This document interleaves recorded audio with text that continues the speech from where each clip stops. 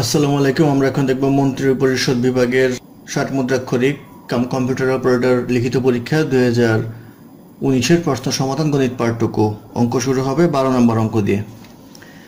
12 নম্বর অঙ্ক ছিল 20 মিটার দৈর্ঘ্যের একটি মেঝের কার্পেট দিয়ে ঢাকতে 7,500 টাকা খরচ হয়। যদি ওই কামরাটির প্রস্থ 4 মিটার কম হতো তবে 6,000 টাকা খরচ হতো। কামরাটির প্রস্থ কত? তো ধরে নেই আমরা প্রস্থ হচ্ছে x। যদি প্রস্থ x হয় আর দৈর্ঘ্য এখানে দেওয়া আছে হচ্ছে 20।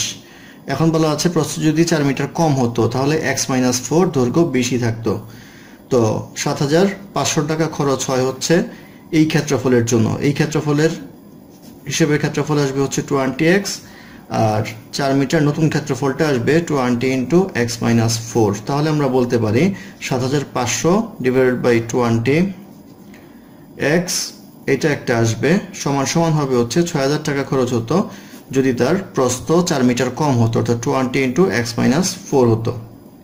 বা এটা করলে আসবে 7500।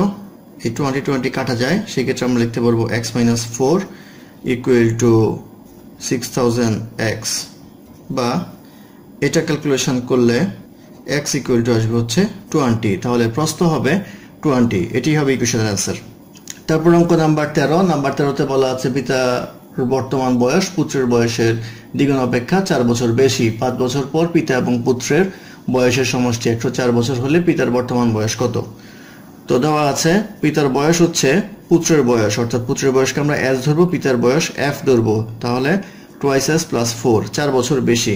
আর বলা আছে 5 বছর পর তাদের বয়সের সমষ্টি, অর্থাৎ f + s তাদের বয়সের সমষ্টি যদি 5 বছর পর হয় তাহলে প্রত্যেকের 5 বছর করে 10 বছর বেশি যোগ করতে হবে এখানে, = 104। এই হচ্ছে ইকুয়েশন। এখান থেকে আমরা পাবো f + s = 104 - 10, বা f + s = হচ্ছে 94, বা s = 94 - f।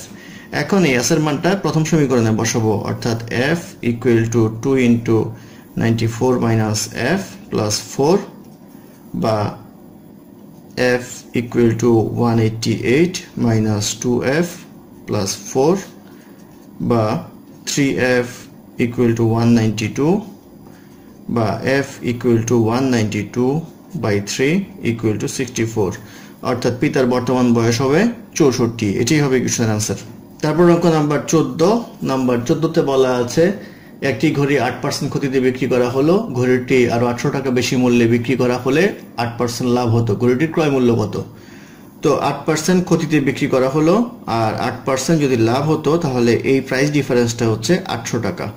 তাহলে এই পার্সেন্টেজ ডিফারেন্সটা হচ্ছে 16%। 16% পার্থক্যের জন্য দামে পার্থক্য হয় 800 টাকা। তাহলে 1%-এর জন্য হবে 16/800, আর 100% এটা হচ্ছে মূল দাম × 100। এটা করলে আসবে হচ্ছে 5,000 টাকা, অর্থাৎ 5,000 টাকা হবে ঘড়িটির ক্রয় মূল্য। এটি হবে ইকুয়েশনের आंसर। তারপর অঙ্ক নাম্বার 15। নাম্বার 15তে বলা আছে x + y = 4 হলে x³ + y³ + 12xy = কত? তো x³ + y³ + 12xy। এখন x³ + y³ এর সূত্র যদি আমরা করি তাহলে পাবো x + y² - 3xy × x + y + 12xy। তাহলে এটা আসবে হচ্ছে 4, অর্থাৎ x + y = 4। তাহলে 4³ - 3xy × 4 + 12xy = 64 - 12xy + 12xy। 12xy কাটাকাটি যায়, সেই ক্ষেত্রে আসবে হচ্ছে 64, অর্থাৎ 64 হবে ইকুয়েশনের आंसर।